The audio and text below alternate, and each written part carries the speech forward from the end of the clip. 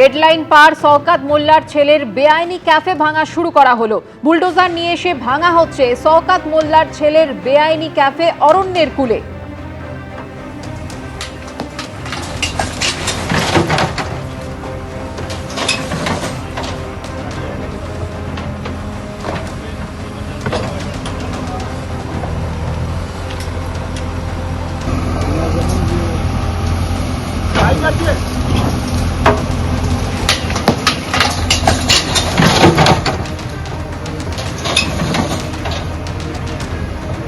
ক্যানিংয়ের মৌখালীতে মাতলা নদীর চর দখল করে এই ক্যাফে তৈরি করা হয়েছিল। ঘটনাস্থলে হাজির এসডিপিও ক্যানিংয়ের নেতৃত্বে বিশাল পুলিশ বাহিনী। জেলা প্রশাসনের তরফ থেকে 29শে জুন পর্যন্ত ডেডলাইন দেওয়া হয়েছিল। সেই ডেডলাইন পার হয়ে গিয়েছে।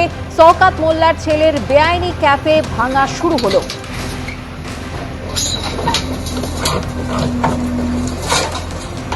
বিস্তারিত জানবো, কথা বলবো আমাদের প্রতিনিধি আবির দত্তের সঙ্গে। আবির, দেখো, ডেডলাইন ইতিমধ্যে পার হয়েছে এবং যেমনটা আমরা জানি যে শওকত মোল্লার বাড়িতে যখন তল্লাশি অভিযান চালান তদন্তকারীরা, তখনই জানতে পারেন এনআইএ এর আধিকারিকরা খুঁজতে যান শওকত মোল্লাকে একটি ক্যাফেতে, যে ক্যাফেটির নাম অরণ্যের কূলে।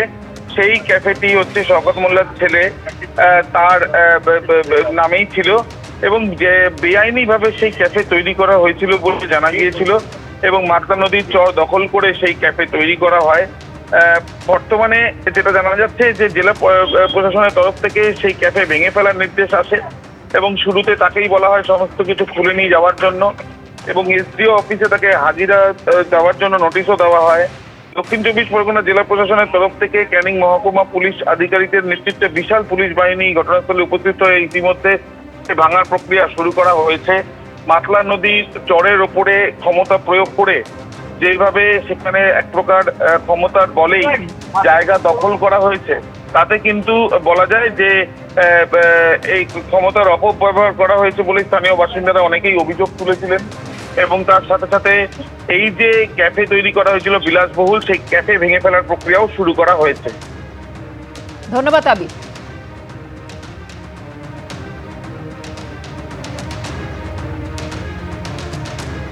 ক্যানিং জুয়ের ভিডিও অভিনন্দন ঘোষ কি জানাচ্ছেন দেখুন।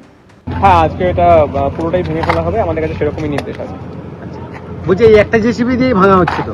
হ্যাঁ, এটা একটু সময় লাগবে, একটা দিয়ে হয়ে যাবে। ডেডলাইন পার হয়ে গেছে, এটা ইলিগাল কনস্ট্রাকশন ছিল 1 নম্বর খতিয়ানের জমির উপরে। শওকত মোল্লার ছেলের এই ক্যাফের পাশাপাশি তো আরো অবৈধ বেশ কিছু ক্যাফে রয়েছে। সবগুলো নিয়ে হিয়ারিং চলছে, যেরকম হিয়ারিং করে যেরকম এসডিও কোর্ট থেকে যেরকম হিয়ারিং করে যেরকম রায় পাস হবে আমরা সেই মতো অ্যাকশন নেব।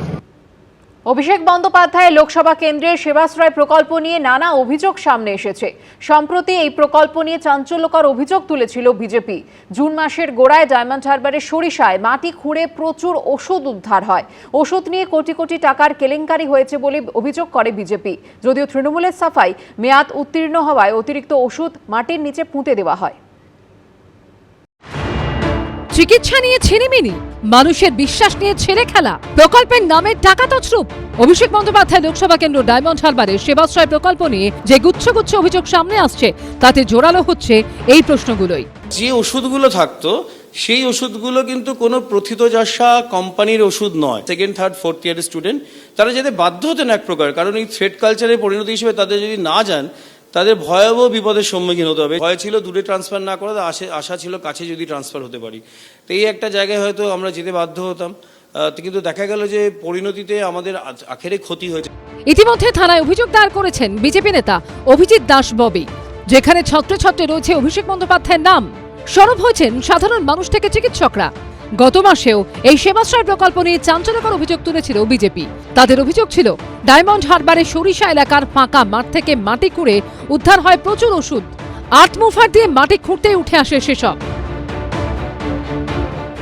যখন ওখানে আমরা খোদাই চালু করলাম, খোদাই চালু করার পরে দেখা গেল ওখানে শুধু মেডিসিন, যেই মেডিসিনগুলো উঠছে সেই মেডিসিনগুলো ম্যাক্সিমাম কয়েক কোটি টাকা কিমতে। আমার একদম ধারণা, 100% ধারণা ওখানে আরও আর্মস আছে, বম পাওয়া যাবে। এরপর ঘটনাস্থলে আসে ডায়মন্ড হারবার থানার পুলিশ ও ব্লক মেডিকেল আধিকারিকরা।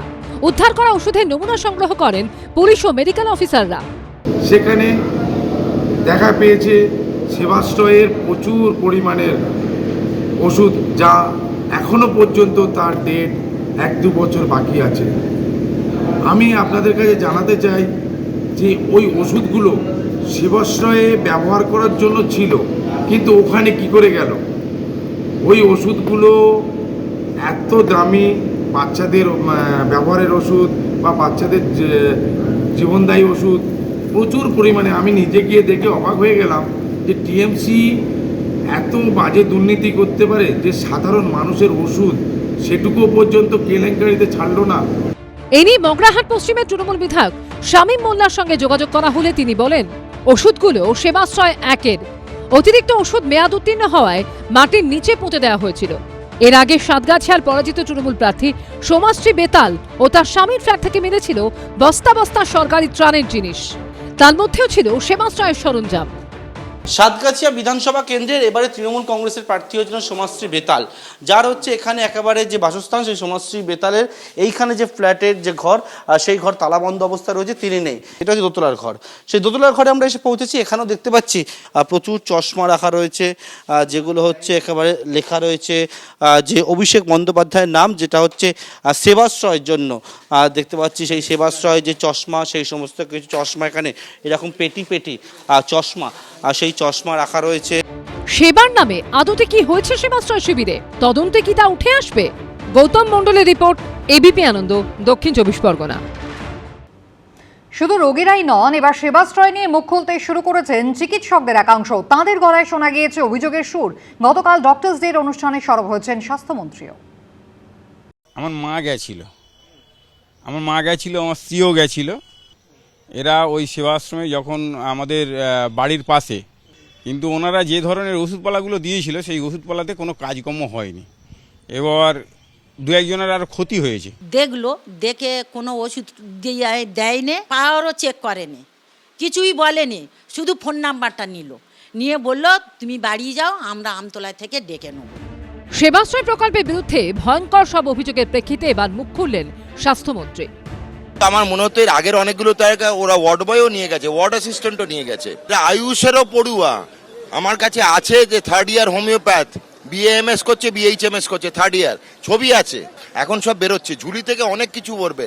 ছোটবেলায় ঠাকুরমার ঝুলি পড়েছিলাম, সেখান থেকে ভালো ভালো জিনিস বেরোতো, আর পিসিমার ঝুলি থেকে একের পরে FIR বেরোবে, চুরি বেরোবে, নতুন চুরি, ইউনিক চুরি, অনন্য চুরি, ডিগ্রি চুরি।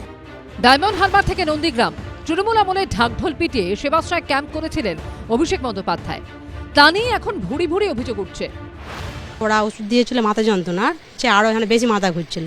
চোখের হসপিটালে নিয়ে যেতে, চোখে ড্রপ দিতে, তবে চোখটা মাথা যন্ত্রণাটা কমে গেছে।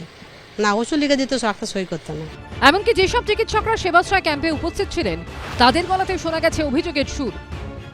একই সঙ্গে একটা অদ্ভুতভাবে সরকারি চিকিৎসার সঙ্গে একটা অদ্ভুতভাবে একটা প্ল্যাটফর্ম চিকিৎসা চলতো, যেটা না ছিল কোনো না ছিল কোনো বিশ্বাসযোগ্যতা, না ছিল কোনো কিছু। ইভেন এটুকু শোনা যাচ্ছে ল্যাব রিপোর্ট যেটা আসতো সেটা নাকি হচ্ছে AI দিয়ে করা হতো, একদম পরিষ্কারভাবে কোনো কিছুই এক্সরে, USG থেকে শুরু করে বিভিন্ন ব্লাডের পরীক্ষা কোনোটাই কিন্তু সঠিক চিকিৎসক দিয়ে করা হতো না। এটা তো পুরোটাই বিপজ্জনক, একটা হচ্ছে মানবাধিকার লঙ্ঘন করা হচ্ছে। আমি গর্হিত কাজ, চিকিৎসার বিরুদ্ধে, ইভেন হচ্ছে মানবাধিকারের বিরুদ্ধে। ক্ষমতায় থাকাকালীন অভিষেক বন্দ্যোপাধ্যায়ের এই সেবাশ্রয় নিয়ে ধন্য ধন্য করতেন তার অনুগামীরা। সেই সেবাশ্রয়ের সেবা নিয়েই অব্যবস্থা থেকে দুর্নীতি নানা অভিযোগ উঠতে শুরু করেছে। ঝিলম করঞ্চাই, পার্থপ্রতিম ঘোষ ও সন্দীপ সরকারের রিপোর্ট, এবিপি আনন্দ। আসছি পরের খবরে। প্রয়াত মুখ্যমন্ত্রী বিধানচন্দ্র রায়ের জন্ম ও প্রয়াণ দিবস উদযাপনের অনুষ্ঠানে নাম না করে প্রাক্তন মুখ্যমন্ত্রী মমতা বন্দ্যোপাধ্যায়কে তীব্র আক্রমণ করলেন মুখ্যমন্ত্রী শুভেন্দু অধিকারী। বললেন, যেখানেই আমি হাত দিচ্ছি সেখানেই ধ্বংসলীলা দেখতে পাচ্ছি। বিজেপি শাসিত রাজ্যগুলির প্রসঙ্গ তুলে তৃণমূল আমলে পশ্চিমবঙ্গে আয়ুষ্মান ভারত চালু না করা নিয়েও ক্ষোভ উগরে দেন মুখ্যমন্ত্রী।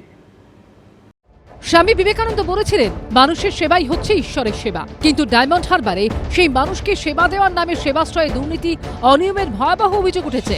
আর এই আবহেই বুধবার প্রয়াত মুখ্যমন্ত্রী বিধানচন্দ্র রায়ের জন্ম ও প্রয়াণ দিবস উদযাপনের অনুষ্ঠানে নাম না করে প্রাক্তন মুখ্যমন্ত্রী মমতা বন্দ্যোপাধ্যায়কে তীব্র আক্রমণ করলেন মুখ্যমন্ত্রী শুভেন্দু অধিকারী। যেখানে আমি হাত দিচ্ছি সেখানেই ধ্বংসলীলা দেখতে পাচ্ছি।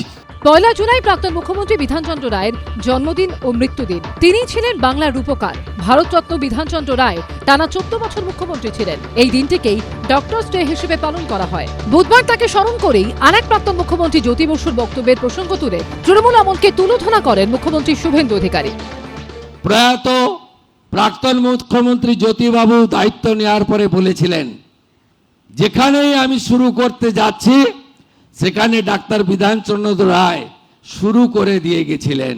আর আজকের মুখ্যমন্ত্রী অকপটে বলতে পারে, যেখানেই আমি হাত দিচ্ছি সেখানেই ধ্বংসলীলা দেখতে পাচ্ছি।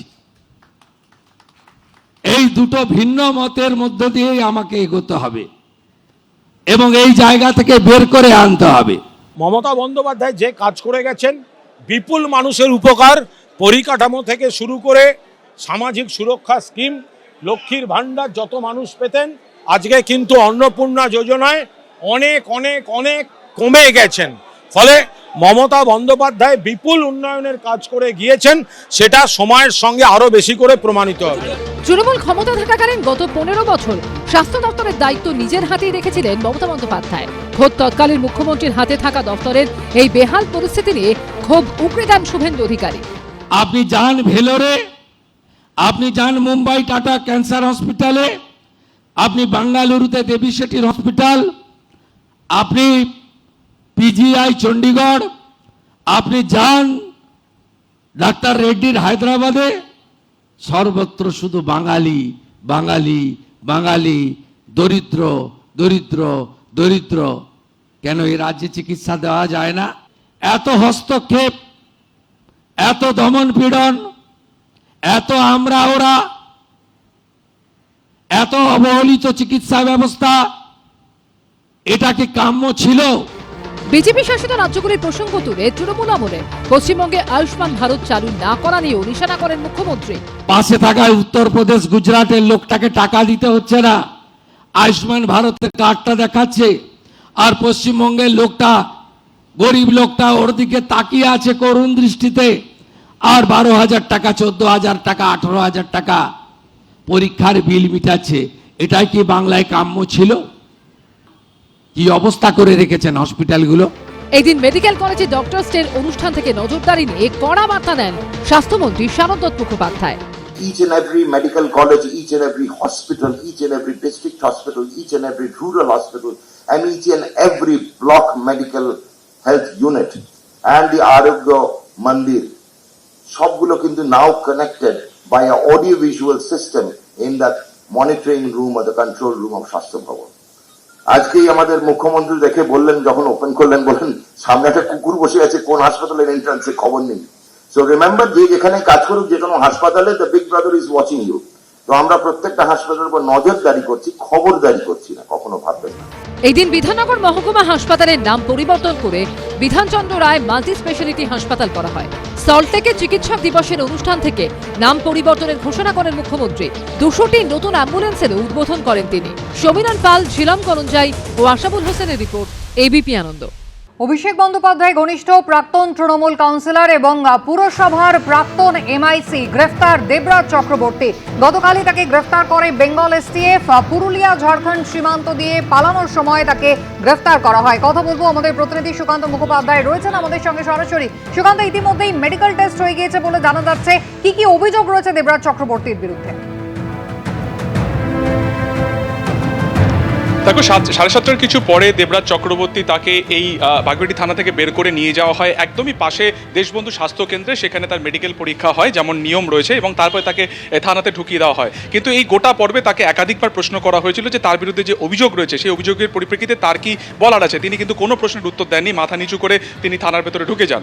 একটার কিছু পরে তাকে ফের আদালতের উদ্দেশ্যে এখান থেকে বার করা হবে, বারাসাত আদালতে তাকে তোলা হবে, এবং সেখানে পুলিশ সূত্রে যেটা জানা যাচ্ছে যে 14 দিনের পূর্ণ হেফাজতের মেয়াদি কিন্তু চাওয়া হবে। মূলত যেটা তার বিরুদ্ধে অভিযোগ, কেষ্টপুরের একজন বাসিন্দা অভিজিৎ সাহা প্রমোটার, তিনি যে অভিযোগ করেছিলেন যে 24 নম্বর ওয়ার্ডে, যা রাজারহাট গোপালপুর মধ্যে পড়ে, সেই 24 নম্বর ওয়ার্ডে একটি প্রমোটিং তিনি করছিলেন এবং সেই সময় তার কাছ থেকে 30 লক্ষ টাকা চাওয়া হয়। এবং শুধুমাত্র দেবরাজ চক্রবর্তী নয়, তার একজন ঘনিষ্ঠ মনীষ মুখোপাধ্যায়, তিনিও কিন্তু 5 লক্ষ টাকা চান এবং তিনি এই বিষয়ে এর আগেও থানাতে এসেছিলেন অভিযোগ দায়ের করতে, এবং কিন্তু পুলিশের তরফে যেটা অভিযোগ যে সেই অভিযোগ দায়ের করা হয়নি এবং এরপরে তাকে মারধর করা হয়, তার উপর লাগাতার চাপ আসতে থাকে। পরবর্তী সময় তিনি 30 লক্ষ টাকা দেবরাজ চক্রবর্তীকে দেন এবং তার 5 লক্ষ টাকা তার যে ক্লোজ রয়েছেন অ্যাসোসিয়েট মনীষ মুখোপাধ্যায়কে দেন। কিন্তু অভিযোগ হচ্ছে এরপরও তার কাছ থেকে বারবার টাকা চাওয়া হয়। এই একেবারে এই নির্বাচনের পরে তার বিরুদ্ধে ফের অভিযোগ দায়ের করা হয় এবং সেই অভিযোগের পরিপ্রেক্ষিতেই গতকালকে পুরুলিয়া ঝাড়খণ্ডের বর্ডারে একটি গেস্ট হাউস থেকে পাকড়াও করা হয় এসটিএফ এর তরফে দেবরাজকে আপাতত জিজ্ঞাসাবাদ করা হচ্ছে। পুলিশ সূত্রে যেটা জানা যাচ্ছে যে আপাতভাবে তার বিরুদ্ধে 4টে বিএনএস এর অ্যাক্ট দেওয়া হয়েছে, যেখানে আর্থিক বিশ্বাসভঙ্গ, যেখানে প্রতারণা, মারধর করা, সিন্ডিকেট ক্রাইম অর্থাৎ প্রাতিষ্ঠানিক অপরাধ, এই ধরনের গুরুতর অভিযোগ তার বিরুদ্ধে রয়েছে। কিন্তু এরপরেও আরও একাধিক ব্যক্তি রয়েছেন যারা থানার সাথে যোগাযোগ করছেন, তারা বিধাননগর কমিশনারেটের সাথেও যোগাযোগ করছেন। তার কারণ বিধাননগর একেবারে পুরসভার তিনি এমএমআইসি অর্থাৎ মেয়র পরিষদ ছিলেন। তো সেই প্রভাবকে কাজে লাগিয়ে তিনি জোর করে জমি দখল করা, বেনামে প্রপার্টি করা এবং সেই সংক্রান্ত যে টাকা, তিনি সেই টাকা বাইরে অর্থ পাচারও করেছিলেন, টাকা সাইফন করেছিলেন। এবং একজন সাংসদ, একজন বিধায়ক হিসেবে তার স্ত্রীর যে সম্পত্তি এবং তিনিও যেহেতু মেয়র পরিষদ ছিলেন, তার যে বেতন, সেই বেতন বা বিধায়ক হিসেবে যে সম্পত্তি যে বেতন, তার থেকে অনেক বেশি টাকার প্রপার্টি তাদের কাছে ছিল। বিগত 5 থেকে 10 বছরে কোটি কোটি টাকা তারা বাড়িয়েছিলেন এবং একটি সংস্থা ডিসি গ্লোবাল, এই ডিসি গ্লোবালের নামে কিন্তু সমস্ত সংস্থা একের পর এক কেনা হয়েছিল। ফলত এই ডিসি গ্লোবাল যে ডিতে দেবরাজ এবং সিতে চক্রবর্তী অর্থাৎ নিজের নামে এই সংস্থা তিনি খুলেছিলেন নাকি অন্য কারোর নামে, এই বিষয়টা দেখা হচ্ছে। এবং এই সংস্থাও কার্যত কিন্তু ভুইফোড়, তার কারণে এই অফিসের এই যে সংস্থা, তার কোনো অফিস কিন্তু কার্যত খাতায় কলমে নেই। এবং সেই কারণে যেটা মনে করা হচ্ছে যে ভুয়ো এই সংস্থা খোলার মাধ্যমে এই টাকা বা এই কোটি কোটি টাকা, কালো টাকাকে তিনি সাদা করেছিলেন। তো এই সমস্ত অভিযোগ তার বিরুদ্ধে রয়েছে। আয়ের সাথে সঙ্গতিহীন তাদের সম্পত্তি রয়েছে, 50 থেকে 60 লক্ষ টাকার তারা গাড়ি কিনেছিলেন 2 বছরের মধ্যে। ফলত এই টাকা কোথা থেকে তারা এসেছে, তার এই টাকার উৎপত্তি বা উৎসস্থল কোথায় ছিল, গোটা বিষয়টি খতিয়ে দেখা হচ্ছে। এবং যেটা তোমাকে বললাম যে আপাতত অভিজিৎ সাহা নামে সেই প্রমোটারের যে অভিযোগ, সেই অভিযোগের ভিত্তিতেই দেবরাজকে গ্রেপ্তার করা হয়েছে এবং তার সাথে এই অর্গানাইজড ক্রাইমে কারা কারা যুক্ত ছিলেন, সেই টাকা কোথায় কোথায় পৌঁছে যেত, সবটাই খতিয়ে দেখছেন তদন্তকারীরা। এবং এই মুহূর্তে বাগুইআটি থানাতে তাকে জিজ্ঞাসাবাদ করা হচ্ছে এবং আর কিছুক্ষণের মধ্যে বারাসাত আদালতে তোলা হবে এবং নিজেদের হেফাজতে চেয়েই কিন্তু আবেদন জানাবেন তদন্তকারীরা।